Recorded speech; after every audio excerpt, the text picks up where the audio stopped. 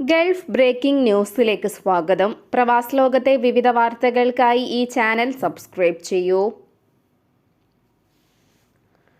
Saudi ബാലൻ കൊല്ലപ്പെട്ട കേസിൽ റിയാദിലെ ജയിലിൽ കഴിയുന്ന കോഴിക്കോട് ഫറോക്ക് സ്വദേശി അബ്ദുറഹീമിന്റെ മോചനവുമായി ബന്ധപ്പെട്ട കേസ് കോടതി ഇന്ന് പരിഗണിക്കും. നടപടിക്രമങ്ങൾ പൂർത്തിയാക്കാനുണ്ടെന്ന് ചൂണ്ടിക്കാണിച്ച് റിയാദ് കോടതി 10 തവണ മാറ്റിവെച്ച കേസാണ് വീണ്ടും പരിഗണിക്കുന്നത്. അതേസമയം മോചന ഉത്തരവ് ഉടൻ ഉണ്ടാകുമെന്ന പ്രതീക്ഷയിലാണ് അബ്ദുൽ റഹീമും കുടുംബവും സഹായ സമിതിയും. സൗദി ബാലൻ കൊല്ലപ്പെട്ട കേസിൽ വധശിക്ഷയ്ക്ക് വിധിക്കപ്പെട്ട അബ്ദുറഹീമിന്റെ വധശിക്ഷ കഴിഞ്ഞ വർഷം ജൂലൈ 2 കോടതി റദ്ദാക്കിയിരുന്നു. 34 കോടി രൂപ ദയാധനം സ്വീകരിച്ച് സൗദി കുടുംബം മാപ്പ് നൽകിയതോടെ കഴിഞ്ഞ ജൂലൈ 2 റഹീമിന്റെ വധശിക്ഷ റദ്ദാക്കി. തടവ് അടക്കമുള്ള ശിക്ഷകളിലും ഇളവ് ലഭിച്ചാൽ മാത്രമേ റഹീം ജയിൽ മോചിതനാകൂ. സൗദി ബാലൻ അനസ് കൊല്ലപ്പെട്ട കേസിൽ 18 വർഷമായി ജയിലിൽ കഴിയുകയാണ് അബ്ദുറഹീം. 2006 നവംബർ 26 വയസ്സിലാണ് അബ്ദുറഹീം ഹൗസ് ഡ്രൈവർ വിസയിൽ റിയാദിലെത്തിയത്.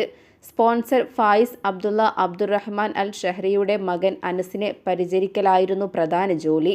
കഴുത്തിന് താഴെ ചലനശേഷി ഇല്ലാത്ത അനസിന് ഭക്ഷണം നൽകിയിരുന്നത് കഴുത്തിൽ ഘടിപ്പിച്ച ഉപകരണം വഴിയായിരുന്നു. 2006 ഡിസംബർ 24 അബ്ദുറഹീമിന്റെ കൂടെ GMC വാനിൽ യാത്ര ചെയ്യുകയായിരുന്ന അനസ് മരണപ്പെട്ടത്. ഷോപ്പിങ്ങിനായി പുറത്തു പോകുമ്പോൾ ട്രാഫിക് സിഗ്നൽ കട്ട് ചെയ്യാൻ ആവശ്യപ്പെട്ട് അനസ് റഹീമിനോട് വഴക്കിട്ടു. ഇത് അനുസരിക്കാതിരുന്ന അബ്ദുറഹീമിന്റെ മുഖത്ത് അനസ് പലതവണ തുപ്പി. ഇത് തടയാൻ ശ്രമിച്ചപ്പോൾ അബദ്ധത്തിൽ കൈ കഴുത്തിലെ ഉപകരണത്തിൽ തട്ടുകയും അനസ് ബോധരഹിതനാവുകയും മരണപ്പെടുകയുമായിരുന്നു. UAE-യിലെ ഗാർഹിക തൊഴിലാളികളുടെ നിയമന പ്രക്രിയ എളുപ്പമാക്കുന്നതിനായി മാനവ വിഭവശേഷി സ്വദേശിവൽക്കരണ മന്ത്രാലയം നിരവധി പ്രധാന ഉത്തരവാദിത്തങ്ങൾ തൊഴിലുടമകളിൽ നിന്നും ലൈസൻസുള്ള റിക്രൂട്ട്മെന്റ് ഏജൻസികളിലേക്ക് മാറ്റുന്നതിനുള്ള പുതിയ നിയമം പുറത്തിറക്കി.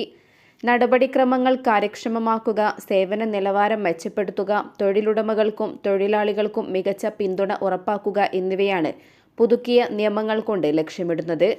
പുതുക്കിയ ചട്ടങ്ങൾ പ്രകാരം മന്ത്രാലയത്തിന് അപേക്ഷകൾ ഇലക്ട്രോണിക് രീതിയിൽ സമർപ്പിക്കൽ, സ്വീകരിക്കൽ, അച്ചടിക്കൽ, മെഡിക്കൽ പരിശോധനകളിൽ സഹായിക്കൽ, എമിറേറ്റ്സ് ID കാർഡുകൾ നൽകൽ എന്നിവയുൾപ്പെടെ തൊഴിലുടമകൾക്ക് വേണ്ടി നിരവധി സേവനങ്ങൾ ചെയ്യേണ്ടത് റിക്രൂട്ട്മെന്റ് ഏജൻസികളാണ്.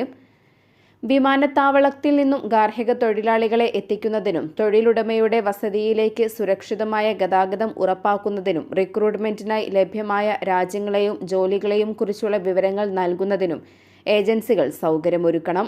തൊഴിലിന് മുമ്പുള്ള അഭിമുഖങ്ങൾ നടത്തുക, പരിശീലനം നൽകുകയും തൊഴിലാളികളെ അവരുടെ റോളുകൾക്കായി തയ്യാറാക്കുകയും ചെയ്യുക, റിക്രൂട്ട് ചെയ്യപ്പെടുന്ന ഗാർഹിക തൊഴിലാളികൾക്ക് അനുയോജ്യമായ താമസ സൗകര്യം ഒരുക്കുക എന്നിവയും ഏജൻസികളുടെ ചുമതലകളിൽ ഉൾപ്പെടും. ബ്രാഞ്ച് ഓഫീസുകൾ സ്ഥാപിക്കുന്നതുമായി ബന്ധപ്പെട്ട് റിക്രൂട്ട്മെന്റ് ഏജൻസികൾക്ക് 5 പ്രധാന വ്യവസ്ഥകൾക്ക് വിധേയമായി ഒരേ എമിറേറ്റിനുള്ളിലോ മറ്റ് എമിറേറ്റുകളിലോ ശാഖകൾ തുറക്കാമെന്നും മന്ത്രാലയം അറിയിച്ചു. ഇന്ത്യൻ ഭരണഘടനാ ശില്പി ഡോക്ടർ BR അംബേദ്കറുടെ ജന്മദിനം പ്രമാണിച്ച് തിങ്കളാഴ്ച ഖത്തർ ഇന്ത്യൻ എംബസിക്ക് അവധിയായിരിക്കുമെന്ന് എംബസി അധികൃതർ അറിയിച്ചു. US ഇറാൻ ആണവ വിഷയത്തിൽ ഉന്നതതല ചർച്ചകൾക്ക് നേതൃത്വം വഹിച്ച ഒമാനെ ലോകരാജ്യങ്ങൾ പ്രശംസിച്ചു. കഴിഞ്ഞ ദിവസം മസ്കറ്റിൽ നടന്ന ചർച്ചയെ പോസിറ്റീവും ക്രിയാത്മകമെന്നും വിശേഷിപ്പിച്ച വൈറ്റ് ഹൗസ് സംഭാഷണത്തിന് സൗകര്യമൊരുക്കിയതിന് ഒമാനോട് നന്ദി പറയുകയാണെന്നും പ്രസ്താവനയിൽ വ്യക്തമാക്കി. സംഭാഷണത്തിലൂടെയും നയതന്ത്രത്തിലൂടെയും ഇരു രാജ്യങ്ങളുടെയും അഭിപ്രായ വ്യത്യാസങ്ങൾ പരിഹരിക്കാൻ പ്രസിഡന്റ് ട്രംപിൽ നിന്നും തനിക്ക് നിർദ്ദേശമുണ്ടെന്ന് ചർച്ചയിൽ പങ്കെടുത്ത US പ്രത്യേക ദൂതൻ വിറ്റ്കോഫ് അറിയിച്ചു. മസ്കറ്റിൽ ചർച്ചകൾ നടത്തിയതിനും തന്റെ രാജ്യത്തിനും അമേരിക്കയ്ക്കും ഇടയിൽ മധ്യസ്ഥത വഹിക്കാൻ നടത്തിയ ശ്രമങ്ങൾക്കും ഇറാൻ വിദേശകാര്യമന്ത്രി സുൽത്താനേറ്റിനോട് നന്ദി അറിയിച്ചു. പരസ്പര ബഹുമാനത്തിന്റെ അന്തരീക്ഷത്തിൽ US പ്രത്യേക ദൂതൻ സ്റ്റീവ് വിറ്റ്കോഫുമായുള്ള ചർച്ചകൾ ക്രിയാത്മകവും പ്രതീക്ഷ നൽകുന്നതാണെന്നും അദ്ദേഹം സ്ഥിരീകരിച്ചു. പൊതു റോഡുകളിൽ അഭ്യാസ പ്രകടനം നടത്തിയതിനും ഗതാഗതം തടസ്സപ്പെടുത്തിയതിനും 7 മോട്ടോർ സൈക്കിളുകൾ റോയൽ ഒമാൻ പോലീസ് പിടിച്ചെടുത്തു. ഖസബിലെ സ്പെഷ്യൽ ടാസ്ക് പോലീസ് യൂണിറ്റുമായി സഹകരിച്ച് മുസന്തം ഗവർണറേറ്റ് പോലീസ് കമാൻഡാണ് വാഹനങ്ങൾ പിടിച്ചെടുത്തത്. പൊതു സമാധാനത്തിന് ഭംഗം വരുത്തിയതായി കണ്ടെത്തിയതിനെ തുടർന്നാണ് ഇവരെ അറസ്റ്റ് ചെയ്തത്. നിയമ നടപടികൾ പൂർത്തിയാക്കി വരികയാണെന്നും പോലീസ് വ്യക്തമാക്കി. ഖത്തറിൽ വേനൽ ശക്തമാകുന്നു. വിവിധ പ്രദേശങ്ങളിൽ പകൽ സമയത്ത് താപനില 40 ഡിഗ്രി സെൽഷ്യസ് കടന്നു. വരും ദിവസങ്ങളിൽ ഇനിയും ചൂട് കൂടുമെന്നാണ് കാലാവസ്ഥാ വകുപ്പിന്റെ അറിയിപ്പ്. വെള്ളിയാഴ്ച ഏറ്റവും കൂടുതൽ താപനില അബു സംറയിലാണ് രേഖപ്പെടുത്തിയത്. 42 ഡിഗ്രി സെൽഷ്യസാണ് ഇവിടെ അനുഭവപ്പെട്ടത്.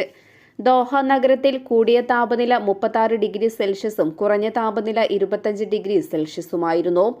അൽവക്ര, മിസെയ്ദ്, അൽഖോർ, അൽറുവൈസ്, ദുഖാൻ എന്നിവിടങ്ങളിലും പകൽ സമയത്ത് ചൂട് തുടങ്ങിയിട്ടുണ്ട്. വേനൽ ചൂടിൽ തളരാതിരിക്കാൻ ആവശ്യമായ മുൻകരുതൽ നടപടികൾ സ്വീകരിക്കുന്നത് വേനൽക്കാല രോഗങ്ങളെ പ്രതിരോധിക്കാൻ സഹായകമാകുമെന്ന് ആരോഗ്യ വിദഗ്ധർ മുന്നറിയിപ്പ് നൽകി. കുവൈറ്റിൽ ട്രാഫിക് നിയമ ലംഘനങ്ങളുടെ പേരിൽ യാത്രാവിലക്ക് നേരിടുന്നവർക്ക് പിഴ അടച്ച് വിലക്ക് നീക്കം ചെയ്യാനുള്ള പ്രത്യേക അവസരം ലഭ്യമാകുന്നു. വ്യാഴം, വെള്ളി ദിവസങ്ങളിൽ രാവിലെ 10 മുതൽ രാത്രി 10 വരെ അൽ ഖൈറാൻ മാളിൽ ട്രാഫിക് ഡിപ്പാർട്ട്മെന്റ് സേവനങ്ങൾ നൽകും. ഞായറാഴ്ച മുതൽ അടുത്ത വ്യാഴാഴ്ച വരെ അവന്യൂസ് മാളിൽ 2 ഷിഫ്റ്റുകളായി സേവനം ലഭ്യമാകും. ഏകീകൃത ഗൾഫ് ട്രാഫിക് വീക്ക് കമ്മിറ്റി തലവൻ ബ്രിഗേഡിയർ ജനറൽ മുഹമ്മദ് അൽ സുബ്ഹാനാണ് ഇക്കാര്യം അറിയിച്ചത്. ഈ സൗകര്യത്തിലൂടെ ട്രാഫിക് നിയമ ലംഘനങ്ങൾ മൂലം വിലക്ക് ലഭിച്ചവർക്ക് പിഴ അടച്ച് സിസ്റ്റത്തിൽ നിന്നും തങ്ങളുടെ പേര് നീക്കം ചെയ്യാനും സാധാരണ ഇടപാടുകൾ തുടരാനും കഴിയുമെന്നും അൽ സുബ്ഹാൻ വ്യക്തമാക്കി. ഗവർണറേറ്റുകളിലെ ട്രാഫിക് ഡിപ്പാർട്ട്മെന്റുകളിൽ ഈ സേവനം ലഭ്യമല്ലെന്നും അൽ ഖൈറാൻ അവന്യൂസ് മാളുകളിൽ മാത്രമേ ഈ സൗകര്യം ലഭിക്കുകയുള്ളൂ എന്നും അദ്ദേഹം വിശദീകരിച്ചു. വിവാഹ സർട്ടിഫിക്കറ്റ് ഇല്ലാതെ തന്നെ ഇന്ത്യൻ പൗരന്മാർക്ക് ഇനി പാസ്പോർട്ടിൽ പങ്കാളിയുടെ പേര് ചേർക്കാൻ സാധിക്കും. ഇതിനായി വിദേശകാര്യ മന്ത്രാലയം അനുമതി നൽകി. അപേക്ഷകർ അനുബന്ധം ജെ പ്രകാരം സ്വയം പ്രഖ്യാപിത ജോയിന്റ് ഫോട്ടോ സത്യവാങ്മൂലം നൽകിയാൽ മതിയാകും. പാസ്പോർട്ട് നടപടിക്രമങ്ങൾ ലളിതമാക്കുന്നതിന്റെ ഭാഗമായാണ് ഈ പുതിയ തീരുമാനം. രജിസ്റ്റർ ചെയ്ത വിവാഹ സർട്ടിഫിക്കറ്റ് ഇല്ലാത്ത ദമ്പതികൾക്ക് പാസ്പോർട്ടിൽ അവരുടെ വൈവാഹിക നില പുതുക്കുന്നതിന് അപേക്ഷിക്കുമ്പോൾ ഉണ്ടാകാറുള്ള കാലതാമസവും അപേക്ഷ നിരസിക്കപ്പെടുന്നതും ഈ മാറ്റത്തിലൂടെ ഒഴിവാക്കാം. പങ്കാളികൾ ഒരുമിച്ച് ഒപ്പിട്ട പ്രഖ്യാപനമാണ് അനുബന്ധം ജെ. ഇത് അവരുടെ വിവാഹം കഴിഞ്ഞു എന്ന് ഉറപ്പാക്കുന്നു. സ്വയം സാക്ഷ്യപ്പെടുത്തിയ സംയുക്ത ഫോട്ടോ, ഇരുവരുടെയും പൂർണ്ണമായ പേരുകൾ, വിലാസം, വൈവാഹിക നില, ആധാർ നമ്പറുകൾ, വോട്ടർ ഐഡികൾ, പാസ്പോർട്ട് നമ്പറുകൾ, തീയതി, സ്ഥലം, ഇരു കക്ഷികളുടെയും ഒപ്പുകൾ എന്നിവയെല്ലാം ഈ സത്യവാങ്മൂലത്തിൽ ഉണ്ടായിരിക്കണം. സാധാരണ വിവാഹ സർട്ടിഫിക്കറ്റിന് പകരം ഈ രേഖകളെല്ലാം സ്വീകരിക്കും. അതേസമയം ജീവിത പങ്കാളിയുടെ പേര് പാസ്പോർട്ടിൽ നിന്ന് നീക്കം ചെയ്യാനോ പുതുക്കാനോ ഉള്ള നിയമങ്ങളിലും മാറ്റങ്ങൾ വരുത്തിയിട്ടുണ്ട്. ഇതിനായി വിവാഹമോചന ഉത്തരവ്, പങ്കാളിയുടെ മരണ സർട്ടിഫിക്കറ്റ് അല്ലെങ്കിൽ പുനർവിവാഹ സർട്ടിഫിക്കറ്റ് എന്നിവ ഹാജരാക്കണം. 2023 ഒക്ടോബർ 1 അതിനുശേഷമോ ജനിച്ച വ്യക്തികൾക്ക് ജനനത്തീയതി തെളിയിക്കുന്നതിനുള്ള ഒരേയൊരു രേഖയായി ജനന സർട്ടിഫിക്കറ്റ് മാത്രമേ സ്വീകരിക്കൂ എന്നതും പുതിയ നിയമത്തിലെ സുപ്രധാന മാറ്റങ്ങളിൽ ഒന്നാണ്. എന്നാൽ ഈ തീയതിക്ക് മുമ്പ് ജനിച്ച അപേക്ഷകർക്ക് പാൻ കാർഡ്, സ്കൂൾ സർട്ടിഫിക്കറ്റുകൾ തുടങ്ങിയ മറ്റ് രേഖകൾ ഉപയോഗിക്കാം.